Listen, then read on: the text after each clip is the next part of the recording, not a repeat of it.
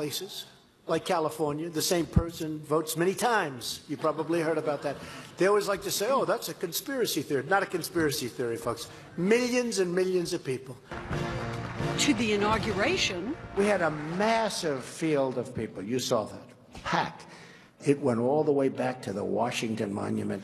to statements like this. What you're seeing and what you're reading is not what's happening. Donald Trump has had a fraught relationship with the truth, one that goes back decades to the building and selling of Trump Tower, where Barbara Rez managed the construction. He planted that Princess Di was looking for an apartment in Trump Tower. And that didn't happen? No, Oh, but it made the papers. sure. So veracity wasn't a part of it. It was just getting the buzz out there Yes. about Trump. Did you guys laugh at it, or? Yeah. Because there was nothing so terrible about it. I mean, you know, it was kind of like puffing. You know, it was like exaggerating. Tony Schwartz, co-author of Trump's Art of the Deal, has a name for this. I came up with this phrase, truthful hyperbole, which is, you know, I called it an innocent form of exaggeration. Now I can call something that I actually sold for $2 million, I can say $10 million, and that becomes truthful hyperbole. The problem is that there is no such thing as truthful hyperbole. The truth is the truth. Hyperbole is a lie. They don't go together. And they didn't go together during the troubled opening of Trump's Atlantic City Taj Mahal Casino in 1990, when some of the slots didn't work. When the Casino Control Commission went down there on opening day to check out that all the things had been done, many things hadn't been done. They shut down a third of the slots. Slots that were critical to the casino's success. The slots are the prime revenue producer of the casino. To shut down the third on opening day was both humiliating and financially disastrous. And it was only done because he doesn't have, an organization in depth. But that wasn't the story Trump told. Something could go bad, like the opening of the Taj, and he would say, it's because we had so much business here that this happened. Not that the systems broke down, not that we didn't know what we were doing. We had so much business it broke down. Truly, he just would lie about everything. And he did. What about the slot machine thing where they were down for a while? The slots were so hot. Nobody's seen people play that hard and that fast. So what, it blew out the slots literally? They blew apart. We had machines Was it like that too much they were fuse? virtually on fire. Donald is so wrapped up in hyperbole that it's almost constant lies. Whether it's the littlest things where, if you had 2,000 people at an event, he would say there were 5,000 people at an event. And he got away with it. There's no belief system. If it will work, I will say it.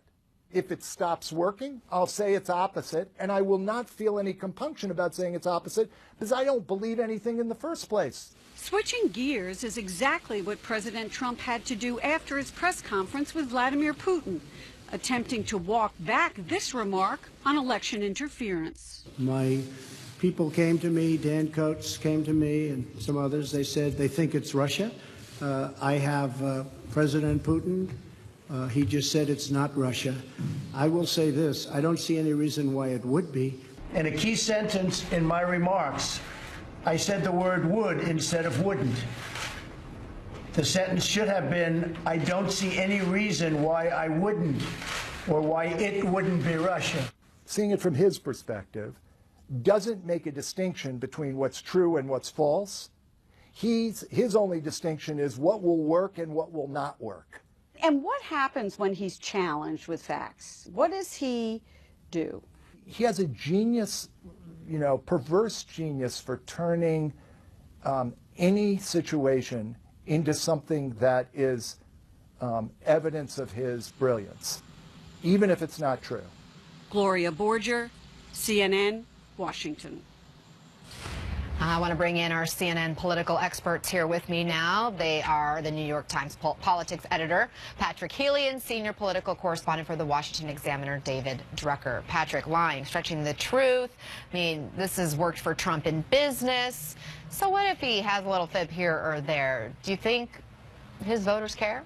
I think most Americans expect a level of honesty and directness from the president, but what Republican voters who support Trump have sort of bought into, and what the president has been now saying for years, is that the media distorts everything, and that the media is against me, and that to support him means to, basically believe whatever comes out of his mouth, even if the evidence is totally to the contrary, even if they could, voters could see with their own eyes. Even when he has totally on different. camera said one thing one day, and you have the tape, and then he says, "I never said that." Right. I mean, if you look at that tape of him saying, the would and then the wouldn't the next day. I mean, those of us who've covered Trump for years, that sounded like his natural cadence. There was no reason to think that he was pausing, confused by, now is he trying to say a double negative or not? And then, the cleanup the next day was just so hard to fathom, and you sort of wonder, does he believe that voters are frankly so gullible that they might just be willing to kind of go along with whatever he says? David, at the end of the day, it does come down to what voters think, at least in the political realm and in the political future for these people. Do you really think they care?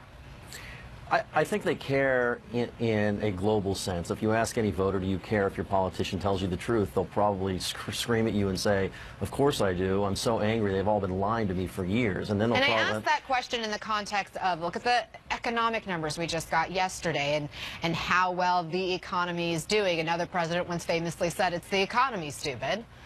Right. I think when you then drill down and you look at this from lower altitude, what you find is that voters expect some level of line from their politicians. They think that all of them at least spin, and many of them lie when it's convenient. So they don't look at this as somehow, well, Trump's a liar, but nobody else really ever lies to me.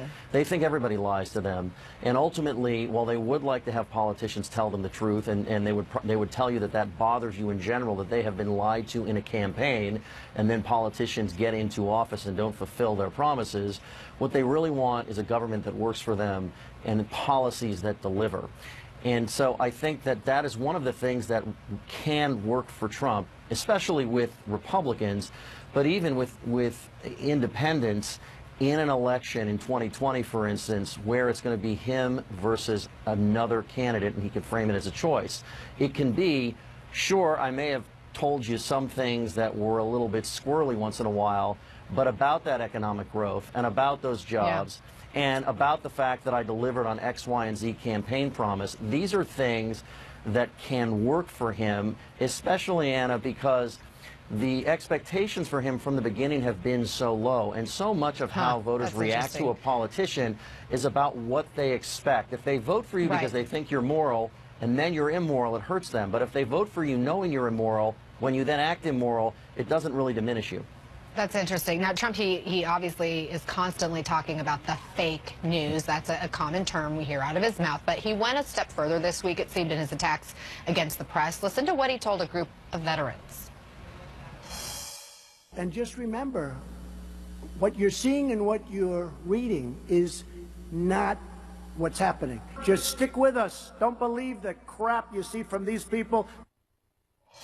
People immediately began drawing ties between what he said and George Orwell's book, 1984. And a line from the book reads this, quote, "The party told you to reject the evidence of your eyes and ears. It was their final, most essential command." Patrick, is this what Orwell warned about? It is what Orwell warned about, and it's galling. I mean, for the President of the United States to basically tell Americans, don't believe what you see, with your own eyes. I mean, what kind of sort of moral leadership is that? What sort of integrity are you kind of holding up, with that? Yes, I mean, to David's point earlier and yours, a lot of Americans right now are thinking about right track and wrong track, and they feel like we're having economic growth that is really significant. You have 4.1% second quarter growth, on track for a very strong year.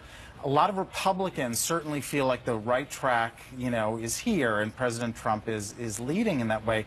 But the question becomes, this isn't just sort of little kind of white lies are sort of spinning here and there. It is, the United States' democracy being under attack from the Russian government, and President Trump being there in a room standing next to Vladimir Putin being asked, will you, in front of the entire world, denounce what Russia is doing? And instead he's sending a totally different signal. I think counting on voters in the midterms, basically saying, you know what, I feel like we're on the right track, economic growth is going well, the outrages that I feel might be cultural or identity, but they're not great in terms of economy, in terms of foreign policy. And the willingness, it's just hard to believe that people would be willing to go along with that kind of, let's say, advice. Don't believe what you see with your own eyes. Some people want to believe what they want to believe, and in this day and age, with all of the different information avenues out there, people find what they want to find oftentimes. And this is a White House that really wants to control the message, control the narrative, David. In fact, new White House Communications Chief Bill Shine tried to defend banning CNN's Caitlin Collins from an open press event, saying it wasn't technically a ban. Listen. Yeah, this was the most laughable thing. Hold on, let's listen. Did you ask her?